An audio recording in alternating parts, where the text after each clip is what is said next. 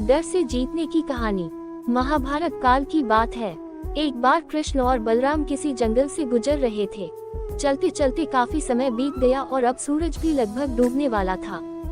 अंधेरे में आगे बढ़ना संभव नहीं था, इसलिए कृष्ण बोले, बलराम, हम ऐसा करते हैं कि अब सुबह होने तक यही ठहर जाते हैं। सुबह होते ही हम अपने मंजिल की ओर बढ़ चलेंगे।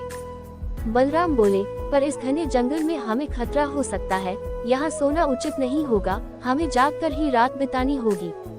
अच्छा, हम ऐसा करते हैं कि पहले मैं सोता हूँ और तब तक तुम पहरा देते रहो, और फिर जैसे ही तुम्हें नींद आए तुम मुझे जगा देना, तब मैं पहरा दूंगा और तुम सो जाना। कृष्ण ने सुझाव दिया।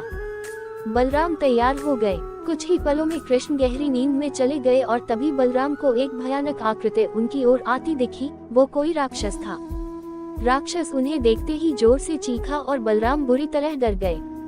इस घटना का एक विचित्र असर हुआ। भय के कारण बलराम का आकार कुछ छोटा हो गया और राक्षस और विशाल हो गया। उसके बाद राक्षस एक बार और चीखा और पुनः बलराम डर कर कांप उठे। अब बलराम और भी सिकुड़ गए और राक्षस पहले से भी बड़ा हो गया। राक्षस धीरे धीरे बलराम की ओर बढ़ने लगा। बलराम पहले से ही भयभीत थे और उस विशालकाय राक्षस को अपनी ओर आता देख जोर से चीख पड़े, कृष्णा, और चीखते ही वही मूर्छित होकर गिर पड़े। बलराम की आवाज सुनकर कृष्ण उठे। बलराम को वहां देख उन्होंने सोचा कि बलराम पहरा देते देते थक गए और सोने से पहले उन्हें आवाज दे दी। अब कृष्ण पहरा देने लगे। कुछ देर बाद वही राक्षस उनके सामने आया और जोर से चीखा। कृष्ण जरा भी घबराए नहीं और बोले, बताओ तुम इस तरह चीख क्यों रहे हो, क्या चाहिए तुम्हें? इस बार भी कुछ कृष्ण के साहस के कारण उनका आकार कुछ बढ़ गया और राक्षस का आकार कुछ घट गया।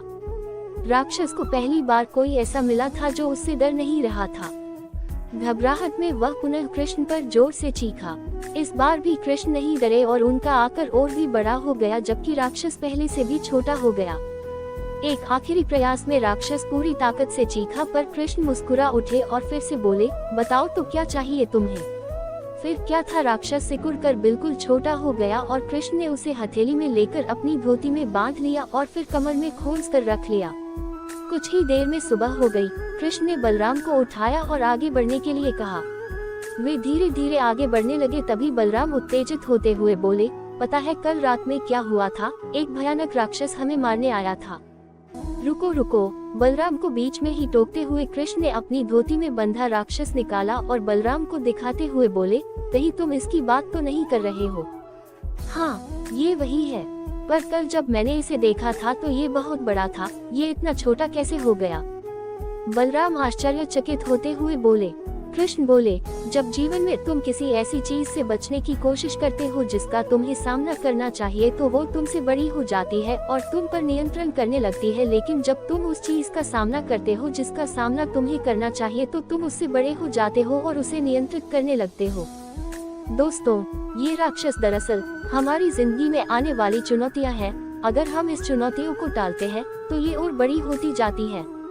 आखिर में ये हमें कंट्रोल करने लग जाती है। इसलिए हमें इनका साहपूर्वक सामना करना चाहिए ताकि हम उन पर काबू पा सके। इस प्रकार चुनौतियों का डट के सामना करने से वो छोटी सी हो जाएगी, जिससे हम आसानी से उन पर नियंत्रण कर सकते हैं और सफल हो सकते हैं। अगर आपको मेरी ये कहानी अच्छी लगी हो तो प्लीज मेरे चैनल को सब्सक्राइब, लाइक और शेयर कर देना और बेल आइकन को प्रेस कर देना। धन्यवाद।